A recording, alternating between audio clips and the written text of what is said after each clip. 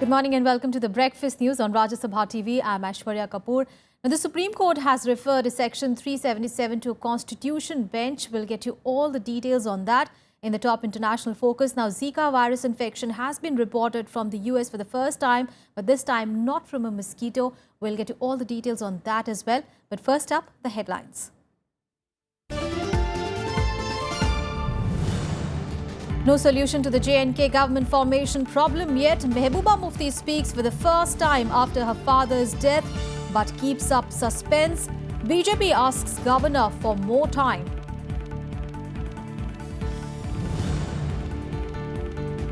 Hope floats again on Section 377. Apex Court agrees to revisited law criminalizing homosexuality, refers matter to 5-judge constitution bench.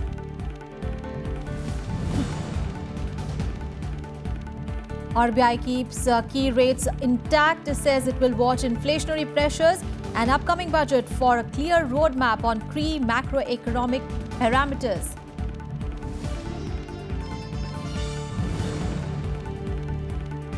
India and Brunei sign 3 agreements in health, youth, sports affairs and defence. Both sides also decide to conduct joint military exercises.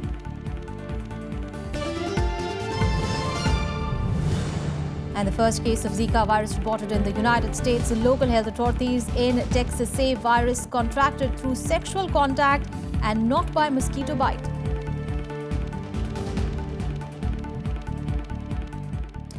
First up, news from Jammu and Kashmir, where political uncertainty continues in the state. Now, both the state units of the PDP and the BJP held separate meetings yesterday to discuss the possibility of government formation in the state.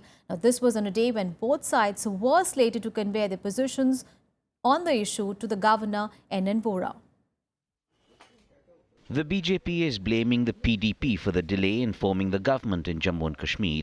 Party leaders claim the uncertainties from the other side. However, they maintain that the BJP is still committed to the common minimum program of the coalition. Common minimum program के effective implementation की बात है. जहाँ तक common minimum program के implementation का प्रश्न है, day 1 से उसको sincerely letter and spirit में implement करने के लिए हम सब, हमारा पार्टी हमेशा प्रतिबद्ध है. इसलिए इस विषय में किसी प्रकार की आशंका का कोई गुंजाइश नहीं है. Governor N.N. Vora has already asked coalition partners BJP and PDP to clarify their stand on government formation. मैं चाहूंगी कि हमारी जो अलायंस बीजेपी के साथ है, जो मुफ्ती साहब ने की है, जो नई सरकार बननी है, नई सरकार बनने से पहले बीजेपी ने गवर्नमेंट ऑफ इंडिया की तरफ से कुछ ऐसे मेजर्स हों जम्मू कश्मीर के हवाले से नहीं, खाली जम्मू कश्मीर लद्दाख के हवाले से कुछ ऐसी चीजें हों जिससे जम्मू कश्मीर में एक अच्छा माहौल बने, और जब अगर नई सरकार बनती है तो उसको एक स्पेस मिले, उसको एक फ्लिप मिले. तो मैंने ये बातें कही हैं. The core group of the state BJP held meetings and also sent a 3-member team to New Delhi for consultations with the central leadership. BJP's Deputy Chief Minister Nirmal Singh also met Mehbooba Mufti ahead of a meeting with the governor. हमारे पास officially कुछ नहीं आया है, assurance की बात कुछ नहीं आई है, क्योंकि हम कोलिशन पार्टनर्स हैं और जो भी बात होगी आमने सामने की होगी. इस प्रकार की कोई बात अभी नहीं है, लेकिन हमने गवर्नर साहब से समय मांगा है कि हमें एक और समय दिया जाए ताकि जो चीजें हैं उनको रिजॉल्व करने के लिए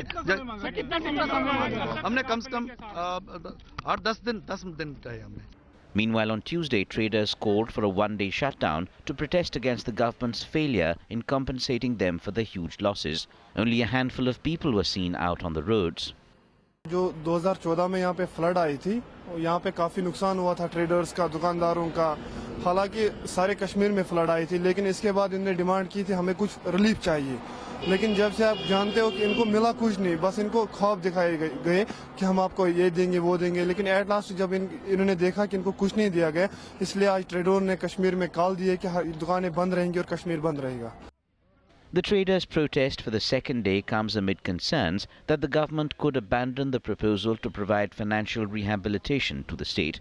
PDP chief Mehbooba Mufti has maintained that she wanted to reassess whether the Narendra Modi government would take substantive steps within a set time frame to address the core political and economic issues of the state.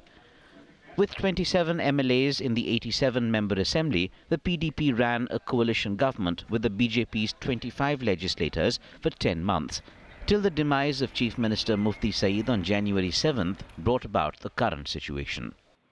Bureau Report, Rajya Sabha Television. Well, in the other big story, 2 years after refusing to review its judgment upholding the validity of Section 377 that criminalizes gay sex, the Supreme Court on Tuesday agreed to hear the petition seeking to reverse the court's judgment on the section. Here's a report. A 5-judge constitution bench of the Supreme Court will hear the curative petition seeking re-examination of its verdict criminalizing gay sex under Section 377. This after a 3-judge bench comprising Chief Justice T.S. Thakur and Justices A.R. Dave and J.S. Khehar referred it to a constitution bench on Tuesday, saying that important issues concerning the constitution were involved in the matter.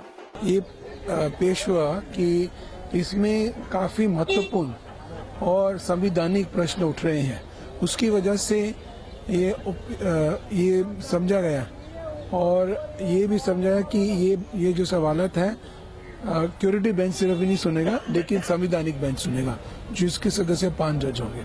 ये एक व्यक्तिगत समानता का और सम्मान का मुद्दा है और ये सिर्फ सेक्स का मुद्दा नहीं है, बिल्कुल नहीं है ये सेक्स का मुद्दा। हम इसको सेक्स के मुद्दा बना करके इसको हिकारत की दृष्टि से जो देखते हैं वो ऐसा बिल्कुल भी नहीं है। The Supreme Court's move was widely welcomed by gay rights activists as a hope of upholding the democracy in the country. The court was hearing the curative petition filed by Nas Foundation against the Apex Court's December 2013 judgment upholding validity of Section 377 of IPC and the January 2014 order by which it had dismissed a batch of review petitions. I didn't sleep all night and I haven't had lunch today out of sheer nervousness, thinking that if they throw this out, it would be the end of the journey for us. But the fact that they didn't throw it out and they referred it to a 5-judge constitutional bench means that they take the issues, they think that there's some merit in it, right? So hopefully it's a good thing, it's a good thing. पहली बार ऐसा हो रहा है करके कि इनके open hearing में ये चर्चा हुई जाएगी और रेगुलर केस की तरह इसको ट्रीट किया जाएगा। सो हमारे लिए बहुत इंपॉर्टेंट ज़रूरी मैसेज है कि हमको एक अपॉर्चुनिटी मिलेगी कि हमको अपना मुद्दा कम्युनिटी के सामने रखने का। Meanwhile, Union Minister M. Venkaiah Naidu said that while the debate is continuing on the issue, the government has not formulated any view on the matter. There are 8 curative petitions seeking re-examination of the order by which the Delhi High Court verdict decriminalizing Section 377 was set aside. Bureau Report, Rajya Sabha TV. In other news, the Reserve Bank of India kept interest rates intact in its 6th bi-monthly monetary policy of the current fiscal. The central bank also chose to keep a watch on the inflationary pressures before making its next move. But it's also said that it will look into the budget to 2016-17 for a clear roadmap on key macroeconomic parameters. Loan EMIs are not falling anytime soon. The RBI is keeping the repo rate at which the central bank lends money to banks unchanged at 6.75% and the reverse repo rate at 7.75%. The RBI also kept the cash reserve ratio, the proportion of deposits banks need to keep with RBI, unchanged at 4%. The RBI has lowered its key policy repo rate by 125 basis points since last January, but banks have passed on only around 50 to 60 basis points to borrowers. The Reserve Bank continues to be accommodative, even as it leaves the policy rate unchanged in this review, while awaiting further data on the development of inflation. The central bank says while inflation is expected to hit 6% for January 2016, however, implementation of the 7th Pay Commission could impart an upward momentum to it for the next 1 or 2 years. Analysts say the RBI's decision was on expected lines as inflation exhibited a rising trend. However, industrial production plunged to an over 4-year low, contracting 3.2% in November, raising expectations of corporate India for a rate cut. Market was expecting that he might like to push the economy. But I think Mr. Rajan is thinking in a different direction. He would like to know the policy initiatives. The RBI should be a little bold enough and to encourage the industry. Rate cut was expected and we were expecting that something should come. Reserve Bank kept its growth projections for Indian economy unchanged at 7.4% for the current fiscal, a tad higher than 7.3% forecast by the World Bank. Meanwhile, it pegged the growth to quicken to 7.6%. The RBI will also ease regulations to help startups raise foreign funding. Kriti Mishra's report for Rajya Sabha TV. In Breakfast News, we'll take a very short break. We'll be back with more news. Stay tuned.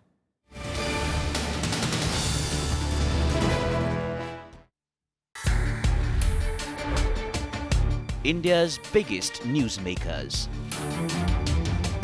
Opinion makers of the day. I had 2 questions. India, we all know we have been having The focus is really on highways. They are not stepping out and say that we will do it.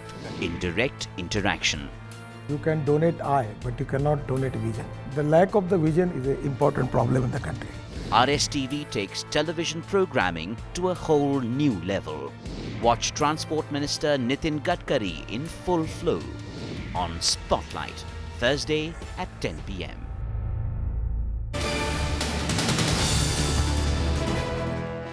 Welcome back. Well, on day 3 of his visit to Brunei, the Vice President will address a lecture at the University of Brunei before proceeding for the second leg of his two-nation tour to Thailand. On a Tuesday, India and Brunei boosted defence ties as the two countries signed 3 agreements after Vice President Mohammad Hamid Ansari held talks with Brunei's top leadership. On a historic state-level visit to Brunei Darussalam, Vice President Mohammad Hamid Ansari called upon Sultan Haji Hassan Al Bolkiah as both the nations inked 3 significant memorandum of understanding in the defence, health and sports sector. A first ever by an Indian Vice President, the visit is seen as a bid to strengthen further already strong ties between the two countries.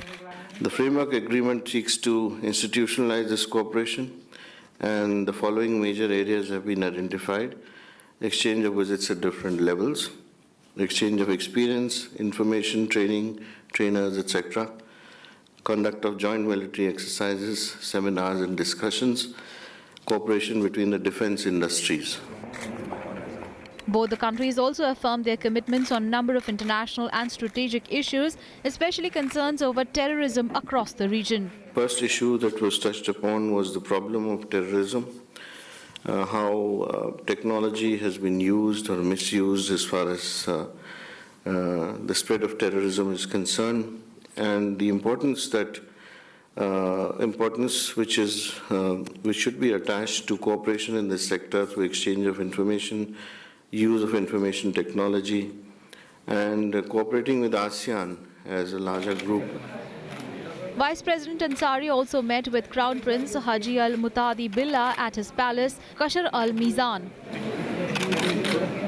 Later, he addressed Indian diaspora and asked them to build unbreakable bondage with the host nation. You've done excellent work, and I am absolutely confident that in the years to come, you will continue to do that work and in the process, consciously or otherwise, build bridges, unbreakable bridges between the country which you may regard as home country or country of origin and the host country. On day 2 of his visit, the Vice President will address a lecture at the University of Brunei, after which he will proceed for the second leg of the tour in Thailand. The Vice President is slated to hold a meeting with Prime Minister of Thailand later in the day. It's a first ever state-level visit by any Indian Vice President to Brunei.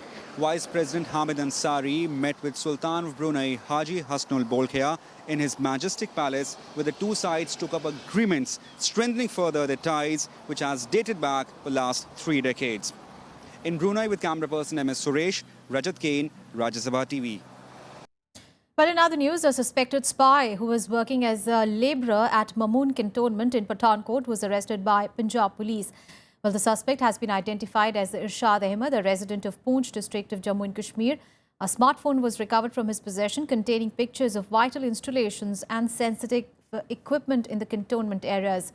The suspect has been booked under the Official Secrets Act and is being questioned by the central and state security agencies. The arrest comes within a month of the terror attack at the Pathankot Air Base, in which 7 security personnel were killed along with 6 militants.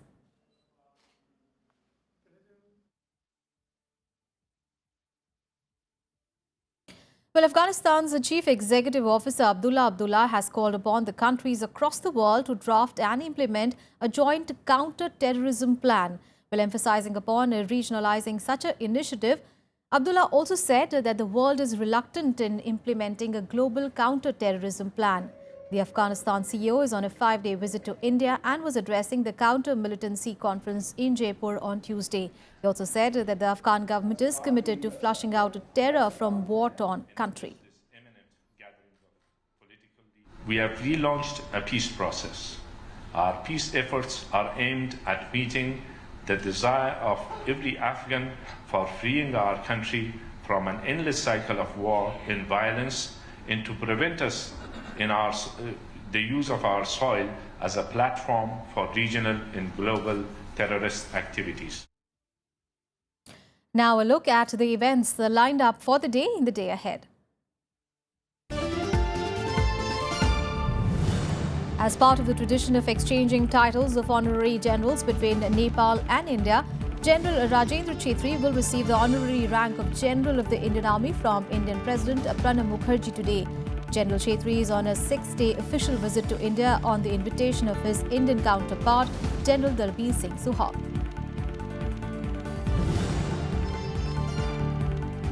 As part of its review of election preparedness in poll-bound states, Chief Election Commissioner Naseem Zaidi will arrive on a 3-day visit to Kerala today. Zaidi will interact with the officers of the state administration, including political parties, during the visit. Assembly elections are likely to be held in West Bengal, Assam, Kerala, Tamil Nadu and Puducherry in the month of April and May. And right now, we'll take another short break. Stay with us.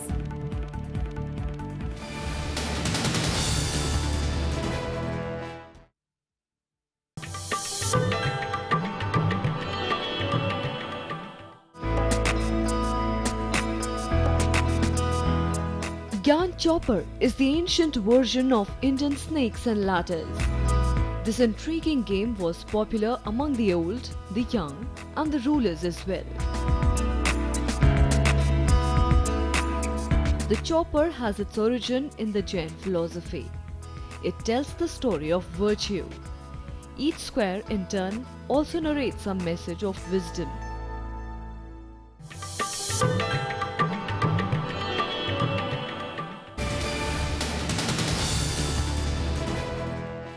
Welcome back. Moving on to some international news now. Well, Syria peace talks in Geneva are in danger of collapsing at any moment.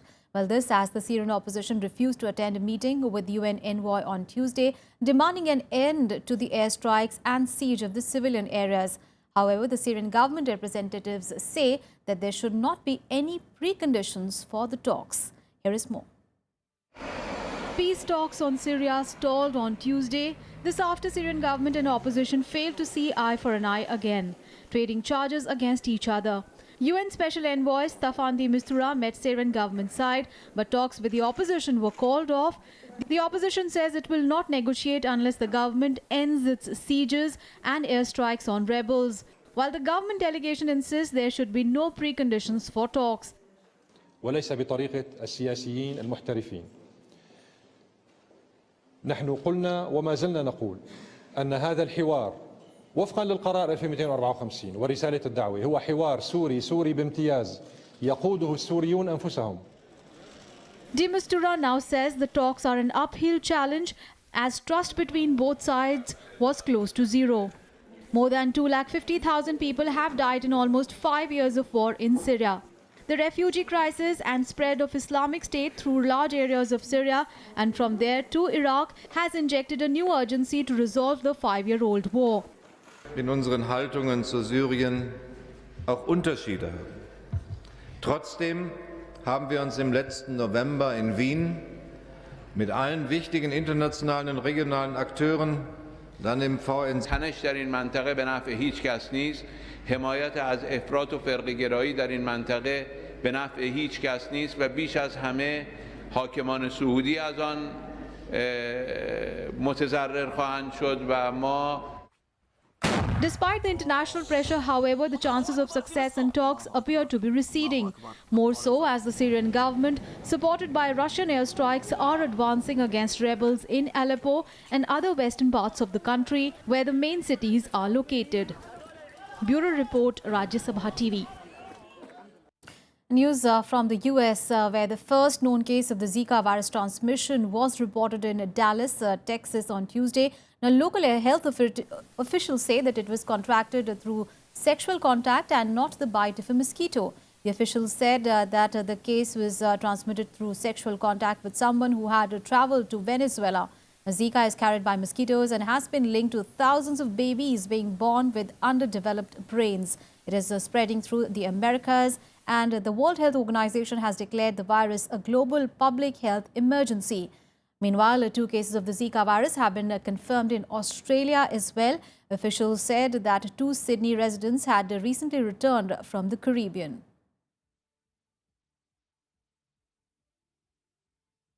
More news from the US, where Senator Ted Cruz defeated billionaire Donald Trump at the Iowa Republican caucus on Tuesday. While Cruz took 28% of the Republican vote, beating his rival Donald Trump and Marco Rubio. Meanwhile, a Democratic frontrunner Hillary Clinton won the Iowa precinct by a coin toss, just as Clinton and Senator Bernie Sanders came to a close tie. About all of us, it's not just me. A huge setback for Republican frontrunner Donald Trump, as he was dealt a terrible blow by his rival Ted Cruz at the Iowa caucus, a crucial vote to be the Republican Party's White House nominee for 2016. Texas Senator Ted Cruz won 28% of votes with 8 delegates. Donald Trump won 24% with 7 delegates. And Marco Rubio won 23% also with 7 delegates. But the loss notwithstanding, Trump sounded optimistic about his chances in the upcoming New Hampshire primary. I'm just honored. I'm really honored. And I want to congratulate Ted, and I want to congratulate all of the incredible candidates, including Mike Huckabee, who's become a really good friend of mine. So congratulations to everybody. Let's do Hillary over here. For the Democrats, it was a tiebreaker, with both Hillary Clinton and Bernie Sanders winning roughly 50% in the caucus that was too close to call. The former U.S. Secretary of State breathed a sigh of relief as she gained a dramatic victory by coin toss. At the Iowa caucus, ties are solved by picking a name out of a hat or by the simple tossing of a coin. Hillary Clinton won 50% of the votes with 22 delegates. Bernie Sanders also gained nearly 50% of the votes, but with 21 delegates. Wow! What a night! An unbelievable night! What a great campaign! This has been an incredible honor to campaign across Iowa with so many of you to make the case for the kind of future we want for the Democratic Party and for the United States of America. I think the people of Iowa have sent a very profound message to the political establishment, to the economic establishment, and, by the way, to the media establishment.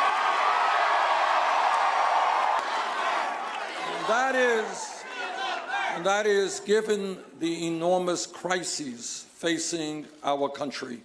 The Iowa caucuses kick off the series of elections which will be held in every U.S. state. It will ultimately determine who will become each party's official presidential candidate. Winners of each primary or caucus are awarded a number of party delegates who will endorse that candidate at the party conventions later in July. Whoever has the most delegates wins. The 2016 U.S. election results are eagerly awaited as grundled Americans worry about issues as varied as immigration, terrorism, income inequality and healthcare. Bureau Report, Rajya Sabha TV. And more international news and updates now in World Wrap. Republicans and Democrats vying for their party's ticket for November's U.S. presidential election have been arriving at New Hampshire ahead of the next vote. Monday's caucuses in Iowa were won by Senator Ted Cruz for the Republicans and Hillary Clinton for the Democrats. Cruz prevailed despite trailing in opinion polls, while Clinton beat Senator Bernie Sanders by just 0.2%. South Korea has warned North Korea that it will pay a severe price if it goes ahead with its plan to launch a satellite to launch a long-range missile. It said that North should immediately call off the planned launch. Pyongyang had earlier announced that it had planned to launch a space rocket between 8th of February and 25th, a move which is condemned by the US as violation of UN resolutions following a nuclear test last month.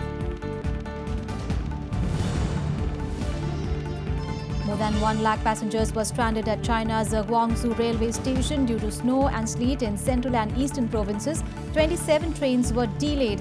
However, authorities have been taking emergency measures to alleviate the overflow of crowds. Extra train services have been deployed. This comes as many Chinese locals are expected to travel back to their hometowns to celebrate the Lunar New Year holiday with their families between 24th of January and 3rd of March.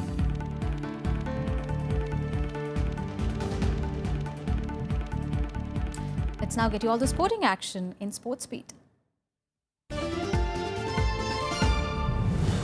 Two-time Olympian Sanjeev Rajput secured India's 12th Olympic quota berth from shooting for the Rio Olympics. Rajput finished 4th in men's 50 meters rifle, 3 positions at the Asian Olympic qualifying competition in New Delhi. With 12 shooters securing berth, now India could be sending their highest ever representatives at the event for the Olympics.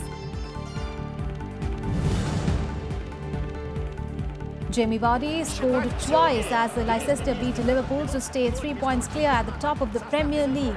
The England striker opened the scoring with a brilliant 25-yard strike over goalkeeper Simon Mignolet before sealing the victory with a shot from close range.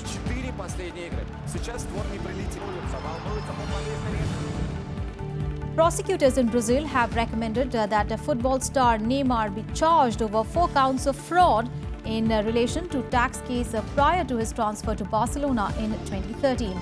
It is alleged that companies were set up as fronts in order for the striker to pay a lower rate of tax. The officials in Brazil say that the allegations against the Barcelona striker cover a 7-year period from the year 2006. Meanwhile, Neymar appealed in court in Madrid. He appeared in court in Madrid in connection with the fraud allegations surrounding his transfer. He has consistently denied any wrongdoing. Well, that's all in this news bulletin. Thanks for watching.